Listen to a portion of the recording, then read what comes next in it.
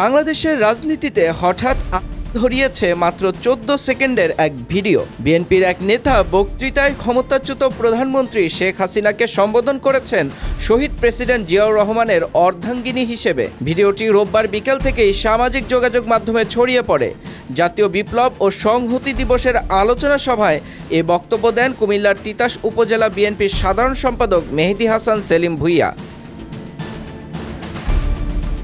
Viral হওয়া 14 সেকেন্ডের ফুটেজে শোনা যায়, শহীদ প্রেসিডেন্ট জিয়াউর রহমানের অর্ধাঙ্গিনী জননেত্রী শেখ হাসিনাকে শ্রদ্ধার সঙ্গে স্মরণ করছি, কিন্তু সঙ্গে সঙ্গেই পাশে থাকা নেতারা তার ভুল শুধরে দেন। তিনি নতুন করে বক্তব্য শুরু করার আগেই ভিডিওটি শেষ হয়ে যায়। তিতাস উপজেলা বিএনপি সূত্রে জানা গেছে, গত শুক্রবার সকাল 11টায় উপজেলার অস্থায়ী কার্যালয়ে অনুষ্ঠিত হয় ওই আলোচনা সভা। অনুষ্ঠানের প্রধান অতিথি ছিলেন কুমিল্লা উত্তর জেলা বিএনপির আহ্বায়ক আখতারুজ্জামান সরকার। ঘটনাটি নিয়ে মেহেদী হাসান সেলিম ভূঁইয়া পরে বলেন, বক্তব্য দিতে গিয়ে ভুলবশত জননেত্রী বেগম খালেদা জিয়া বলতে গিয়ে শেখ হাসিনার নাম চলে আসে। এটি ছিল একটি স্লিপ অফ টাং।